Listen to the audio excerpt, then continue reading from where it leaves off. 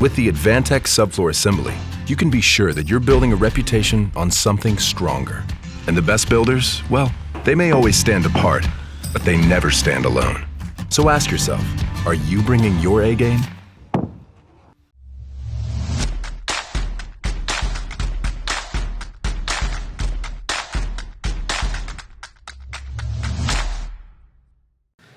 I'm Jake Bruton, and today on the UnBuild It podcast, we're going to talk about client selection. We've talked in the past, not one topic, but we talked multiple times about what design professionals, what things you should look for, things like that. Let's talk about what you should look for as a for a client, in a client. I'm joined today by Steve Basic and Peter Yost. Howdy. How are you doing? They're motivated. They're caffeinated, and they are ready to play. So I want to start the conversation about clients by giving a piece of advice that I wish somebody would have given me when I first started out. Not every person that calls your company is your client. Really? You don't want every client. You shouldn't need every client. You should be running your business in a way where you don't need every client. Obviously, when you're starting out, that may not be the case. Sometimes we take jobs that we didn't want or that aren't the right fit for us. But not every person that comes to you is your client. And you should think about that every time you talk to somebody. And you should try to disqualify anybody that you don't think you have an opportunity for success. Because that's what we've had the best luck with doing, is saying, am I going to be able to make these people happy? Can I build this house for the budget that they're talking about? Can I build it on the timeline? Can I deal with their attitudes towards things? Do they align well enough with me and what I do what our company does is for us to be able to be successful? Do we have an opportunity for success? Because if you don't have an opportunity for success, why the hell would you take that job? Why the hell would you sign on that client? It's interesting because you mentioned the fact that the client, what the client's expectations are. What's interesting for me is I know that I'm going to make them unhappy, right? I mean, just because of your personality, or no, because if the building has a problem, all I can do is point at the problem and go, "Yep, yeah," and you're totally screwed, and you're going to pay me quite a bit of money. And no, I'm not going to fix it. You're going to have to find somebody else to fix it. It's a tough sell, yeah. And I was going to ask you guys, like the very first thing I do is I say, "Here's my resume, here's my rate, I'm fully insured." It's not going to be an inexpensive partnership, and that's kind of a bit of a. I've heard you're really, really expensive. Yeah, that's right. If they start that way, it's generally not a terribly good sign. Do your billing rates go by bits, like 2 bits, 4 bits?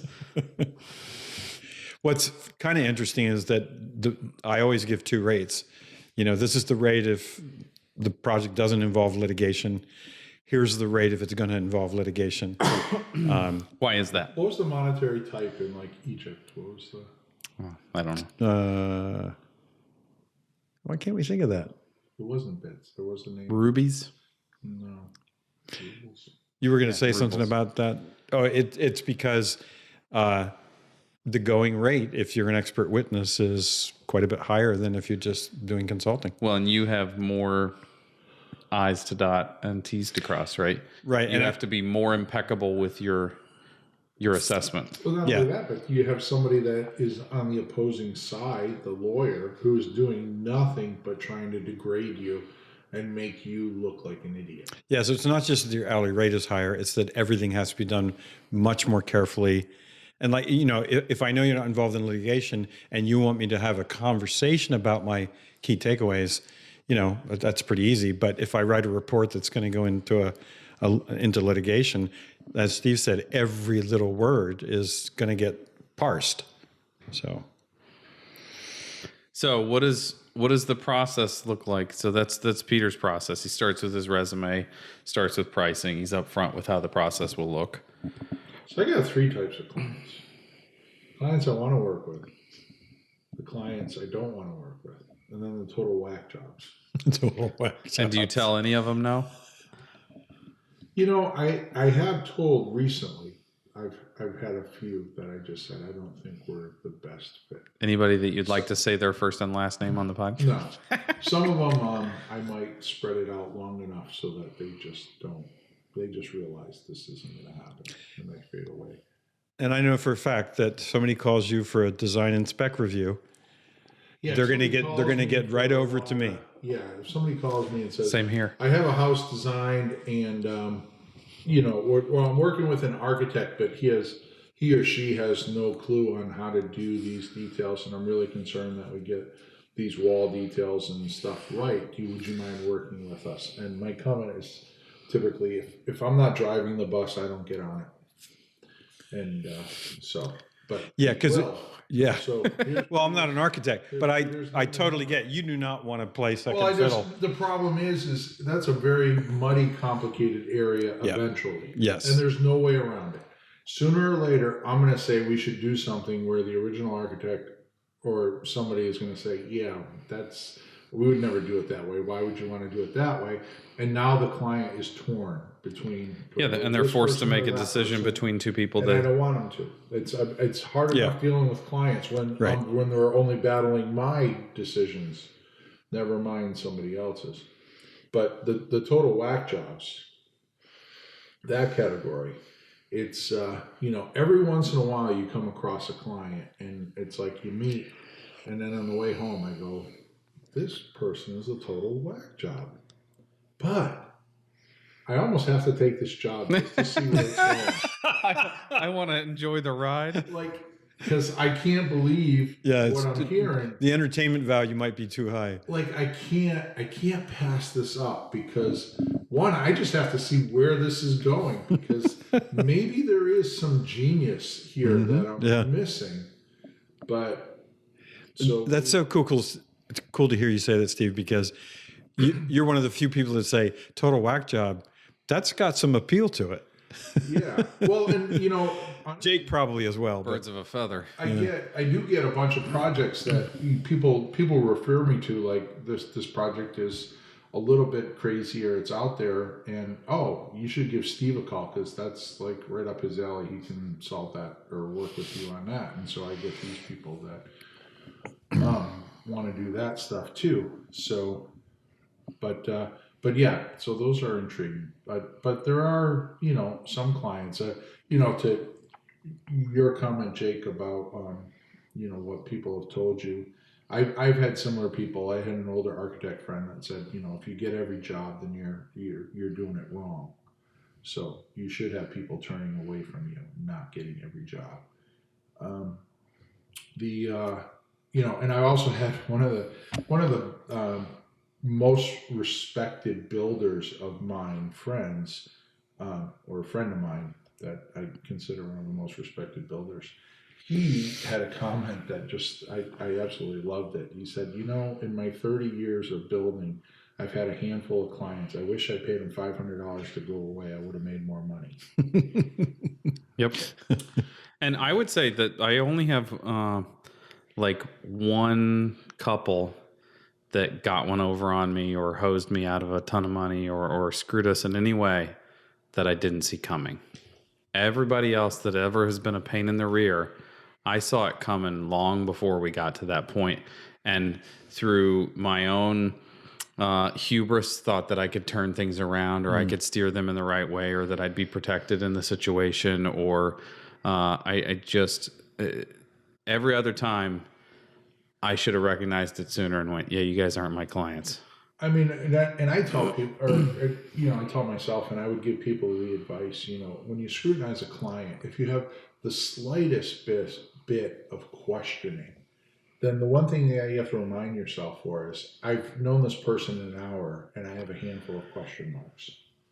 What's going to happen when I've known this person for 8 months or a year? Mm-hmm. Like, if I can't start out just being fully enthused about a project, then why... Have either of you had clients where you did a job and then they came back to you and it was like, no, I don't want to go through that again? Because I bet you there's a lot of stories of, well, that was a great client. I can't wait to work with them again on another project. I don't think I've had anybody come back for a second time that I wouldn't work with. I think everybody that I've thought, yeah, I'm not working, even the ones that went okay, that I'm just like, yeah, I just won't do that with them again. They haven't returned. Or I guess I shouldn't say that. I have had a couple, two different clients that I can think of that both came back for a second job, but I was able to say it's just too small for us to be able to mobilize for. We can't compete price wise on a mudroom renovation. That's a $10,000 project. We can't get there for that, you know. So I was able to go, well, it's a pass. I bet you, Steve. Trying to think, no, not really, because most of the time, if I make it to the end of a project with a client, we're on good terms. We've never walked away, so I think that job's over, kind of thing. I wonder how many people on the other side have said that about either one of us. Like, ugh, thank goodness that we don't know. I mean, you can't be in this business and Yeah, everybody. you can't be in any business and not run into somebody. This is kind of the anti version of that. But recently, I had met with a client. We talked about working together. They chose to go with another architect. 5 months later, I got a letter from him saying, "Steve, this isn't working out with the other guy. We would really, really greatly appreciate you to reconsider and come and work with us." So I emailed him back. I'm like, "Yeah, sure." And he was like, "Oh my God, really?" And I was like, "Yeah, I don't hold a grudge just because you can't make good decisions." Please tell me you didn't say that. I did say it to him. Just because you're bad at making choices. Just because you're bad at making choices, it's I won't hold it against you. But he knew I was joking. He knew I was joking when I said it. But now we're into it, and there's kind of a mutual friend in there, and he was telling the mutual friend, with not wanting me to know, but I don't think he knows we're as good of friends as we are. But he was telling me, he's like, we had a couple meetings with Steven. Oh my God, this is going so great. It's like totally different than working with the other guy. And we're doing this and that, blah, blah, blah. And the guy was telling me, and I was like, yeah, I mean, everybody's got their system and their ways of doing things. But, one of the things for me, and the beauty of what I do and the beauty of how I do it is, up until a year or two ago, well, 2 years ago, it was just me. So a lot of my projects kind of ended up as friendships and stuff like that. Because it really becomes a really social part of my life. I still have clients. It's like every once in a while I'll get out of the blue an email that says, "Hey Steve, why don't we go out for a burger and catch up?" And it's like, I have maybe 4 or 5 clients that I do that with, and we'll go out, once a year and just catch up with them and see how life is going. Are the kids, are they enjoying the house and this and that? And That's interesting, because I think all three of us, it's a very personal relationship. It's very business oriented. But yeah, many of my clients, I wouldn't say that they're close friends, but they're more than just total I tell every clients. one of my clients, just because you're paying for it and living in it doesn't mean it's your house.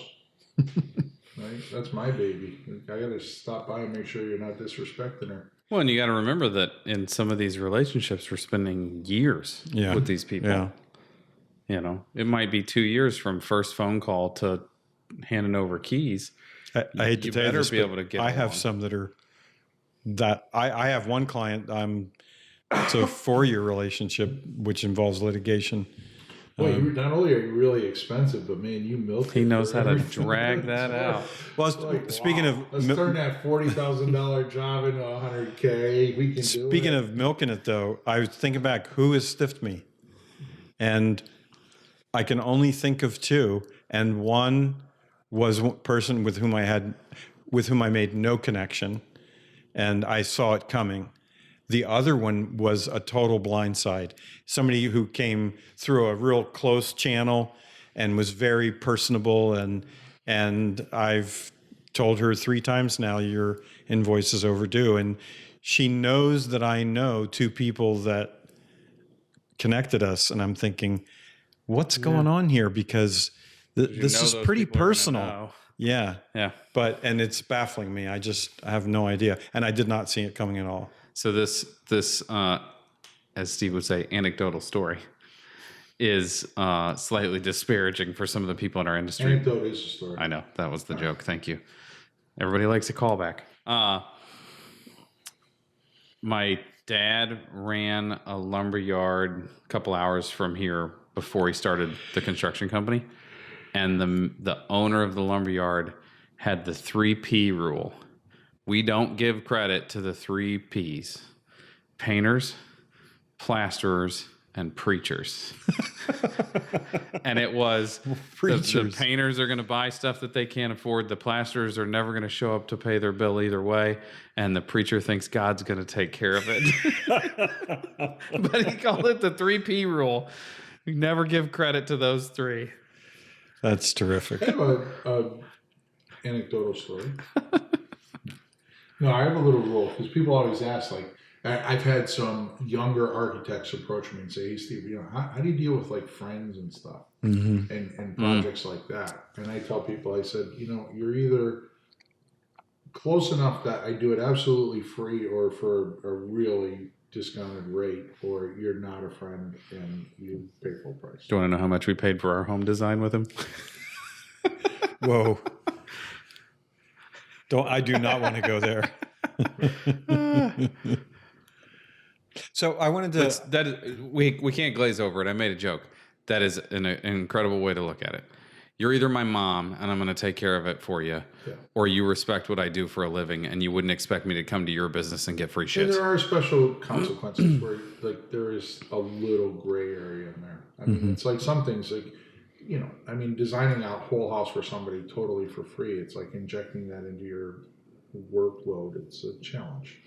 So it just dawned on me, I have a brand new client selection criterion, which is I last week decided I am not ever again lifting the blower door, crawling into a crawl space, crawling through an attic. My rate is this amount. And if you want me to do a physical building investigation, you have to go find somebody to do all those things. And I actually wrote up a document that says, this is what the person has to be capable of doing. And I will discount my rate $25 an hour. And either you can do it or so let's get this straight. Not only do you charge a lot, and then you stretch it out and milk the job, but then you make for them 3 HR. times, you make them go find a subcontractor that does all the work for you that you could pay pennies on the dollar to get the job done. I'm not really sure what your point is. UnBuild podcast. Are you guys really grasping this business model here? Because this is a whole lot about doing nothing, but getting paid an awful lot to do it. I love this. Well, the problem is Turns the client into HR. people say to me, you should be mentoring somebody. I don't want an employee. I'm trying to do less I work. don't like people. What are you asking me to be around people? Oh, you for? want me to be around people? Well, wait a minute. I got a checklist for that. Let me. I got a special price for that. It's the the tool repair shop that has the Pete has friends price. Pete needs friends price. There's the tool repair shop that says like our labor rate's $35 an hour. If you tried to work on it, it's $45. If you're gonna stand here and watch, it's $50. If you're gonna try to help, Pete's is, are you gonna be anywhere within the county while I try to be at your house? Are you gonna want to talk to me? Are you gonna think that I'm gonna talk to you back? Do I have to pretend to be polite? Man, oh man. No, I'm just it is a client selection criteria. I just literally can't do that work anymore. And so I'm either not going to do a building investigation or somebody's going to do the heavy lifting. Sad to say. So you won't do a blower door at all? No, I literally can't do the 38 pounds. I didn't know a blower door could weigh 38 pounds. So you just learned that. Did you know that? I did know that. Of course you did. He's talking about the Minneapolis door, though. He's not talking about the Retrotech door. Yeah. Though, speaking of which, neither is a sponsor, and Pete's partial to the Minneapolis door that he has. Retrotech has one that's battery operated that's come down the pipeline that's like a fourth of the weight or something like that. Too. Really? Yeah. Wow, I wonder how they're going to do that. Yeah. So they completely swapped the motor, and the motor's the heavy part. Now I got to get back in the game? Yeah. Oh, it's going to cost people even more. Jake, you're bursting my bubble about how I could avoid lifting anything. Sorry. I did. One of the jobs decided it was a historic church, and to get up to the steeple and the attic, we had to go up a 24-foot extension ladder into a scuttle hole. And I got up in there, and I just thought, yeah, this. I'm not going to be doing. You know, one of the coolest things about going into that attic was they had redone the ceiling, and it was all plaster. There was one penetration in the entire nave, you know, which is where the actual religious parts are, was a huge chandelier. What's the unreligious parts of a church? That's what I was going to say. That's why I was smiling. No, I think You beat me to the same joke. It's Which the- parts are the satanic parts? The narthex. formal part. The formally religious parts is what you're talking about. Where the action is. Anyway, we get up into the attic, and it's this beautiful old timber frame, and we're walking across. And in the middle of the building on a walkboard, there's this tar wooden bucket on a pulley. And the builder whom I'm with, who works in a lot of historic churches, what the hell is that? And then we're looking around, and we're digging below, looking for the electrical box for the chandelier, because that's the only place there's going to be an air leak, because it's the only penetration of the whole ceiling. And Chad, the builder, comes over and slaps me on the shoulder and says, "That's a supply and return bucket for the candles. When the chandelier was candles, they would pull the chandelier up on a pulley and light the candles or change the candles that way." I would never have thought about that. Or Super lower cool. it down, right? Well, lower it to the ground so they put the candles there was on. some relationship Yeah. between lowering and raising and lighting the candles on the chandelier as opposed to light bulbs. You know, That's pretty it was cool. really cool. I have a picture of it that we can put on the have a- podcast. a Although fixture it has nothing picture? to. A fixture? You have a picture of the non-religious part of the church. No, actually, the chandelier was in the worship section. Worship section. You missed us talking about parsonages a while back, by the way. I didn't miss much. Okay, to wrap it up, are we there? Yeah. I don't have a resource on selecting clients, but I know you read The it. problem with hold on one second, because I'm going to bring this full circle. You called it client selection. Really, isn't it more like client acceptance? Yeah. Because I'm not selecting the client. They're trying to select me. Well, Yeah, you're that going to is- be selective in who you Yeah. who you pick. Being That's what I'm selective saying. with clients, maybe. Just playing word games. And we didn't go in depth. I mean, we really all said the same thing. Look for somebody that you think you can make happy. Yeah, I mean, people always ask me, hey, what's your favorite project to work on? And I say the one with the fun client. Yeah, a motivated client. Yeah, because the fun client does make it. Like if I can crack jokes and I think all three of us, life is way too short to work with butt heads. Pick people that at least you can get along with. I got to take your model though and just charge more, and then get a subcontractor to do all the work and pay them pennies, and I like that. I should, I got to rethink. note to how I self, operate. never share innovative thinking. That is innovative thinking, I'll give you. That's a pure American business model. How much can I charge to do the very, very least? He's going to pull himself up by somebody else's bootstraps. We're going to call it Pete's inversely proportional business model. How much money can I possibly make by doing the very least amount of work? I'm surprised he doesn't have a rate for being cordial. Like, So- so the non-lead. I thought the whole reason we're doing Oh, you want me to leave my house? It's going to be a little extra. I thought the whole purpose of then build a podcast was to improve our business. You guys are doing nothing but shutting me down. Man. We didn't make it sound very appetizing to work No, with you. no, that's for you sure. didn't. Maybe Sorry. a client a week. And on that note, do you guys have any resources that you've read on, like, I made a video on the Build Show Network that we'll link to that is 20 questions I ask every client Perfect. before I decide to even take a meeting with them. You know what, though? If we can, seriously, let's take just a couple minutes and talk about one particular subject, because I think this is really important to our listeners, especially the younger coming into business listeners, right? Because when I was young, I would take every job possible because in some younger kids that talk to me and stuff, and they ask questions and stuff, and I said, yeah, it's really hard when you're in your late 20s, 30s, and you're trying to start and develop something that you almost have to take every job because you need to develop a network. You need to develop some type of experience. Portfolio. You need to develop, connections with builders because no one's going to come to you and say, oh, hey, Jimmy, I'm planning on, building a new $1 million house here on the beach. Are there any builders, and this is the builder, or are there any builders that you've worked with? If your answer is no, you're probably not getting that job. Yeah. So you need to develop all of that. So there is, this early on dynamic where you kind of have to take a few pains. And you're going to take the few pains of, in the future, I should, really pay attention to that client. But I guess the moral of my story here is to the younger generations coming up as builders or architects or consultants is to pay really close attention and make sure you close that loop on the project at the end of the project and say, yes, this was the right client for me for these reasons. I saw this at the beginning. We went through the project like this. Or, hey, develop that red flag list of if, clients start talking about this or asking these questions or this or that, then these aren't probably somebody. And, I have people that come and it's like, if their first question is like, we're going to start a project here. We'd really want to inquire on how much you cost.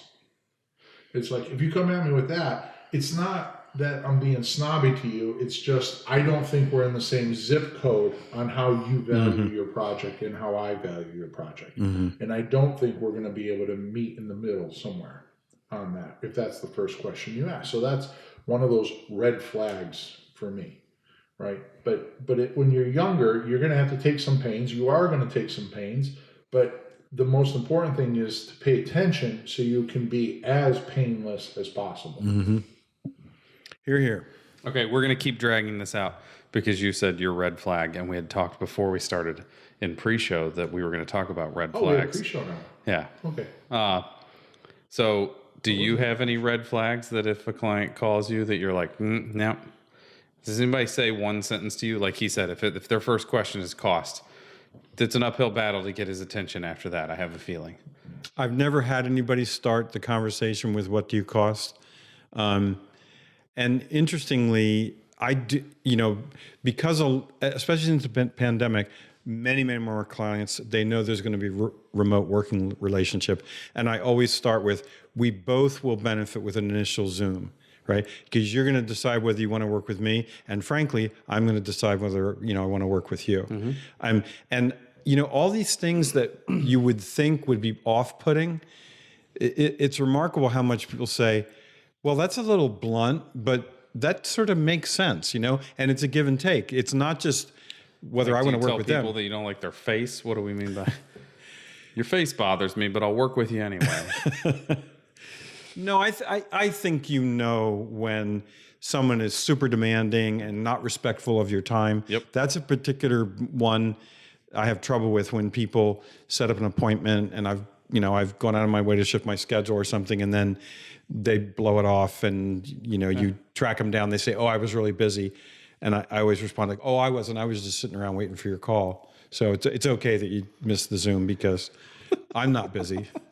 All right. So my number one red flag is I could do this myself. I just don't have the time. Yeah. Because number one, it's insulting. I've been at this for 25 years, and you think that your weekend warrior mentality has the exact same ability to do this, that me and the team that I put together over the last 15 years since I own the company is no better than what you can muster on the weekend with your tools.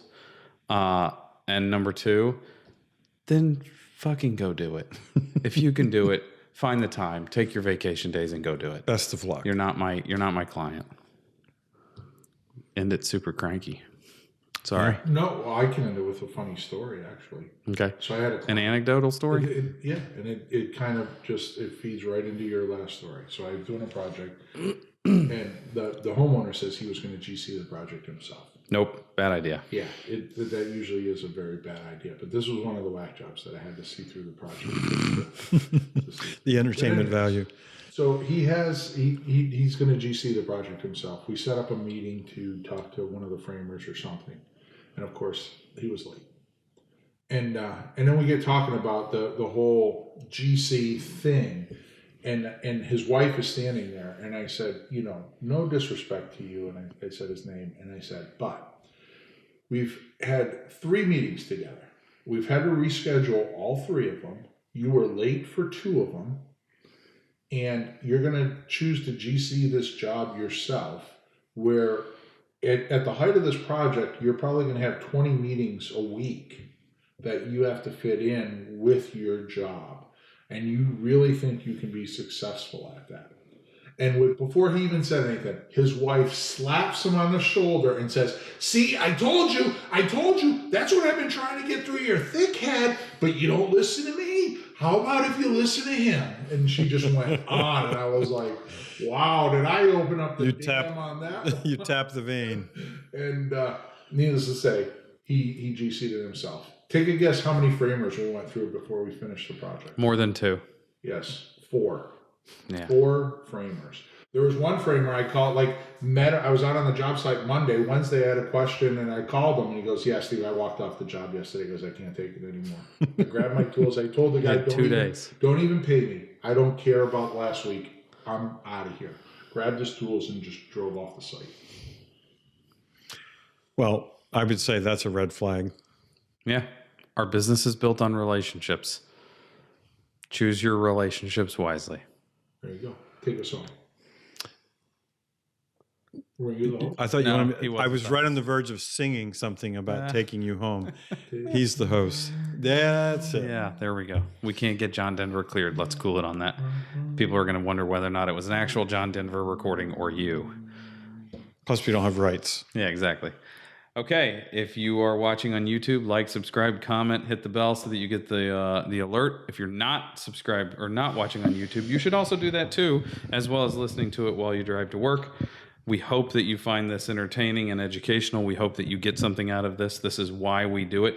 Share it with a friend so that we grow. Don't forget that our YouTube channel publishes 2 videos every week, a Tuesday and a Thursday. Some of the Thursday videos are this, and some of the Thursday videos are other content, such as, I know he calls it something else, but all that comes to mind is weirdo test videos. What's it called? Wingnut testing. Wingnut testing. I was going to say, keep on doing all your social mediaing. I was just going to say, you know what? I think all of you that are watching this on YouTube, I think you should take a personal commitment the following week to make sure that you get no less than 5 new listeners to the UnBuild Show. Build our empire. There you go. Have a good day. Bye. Bye now.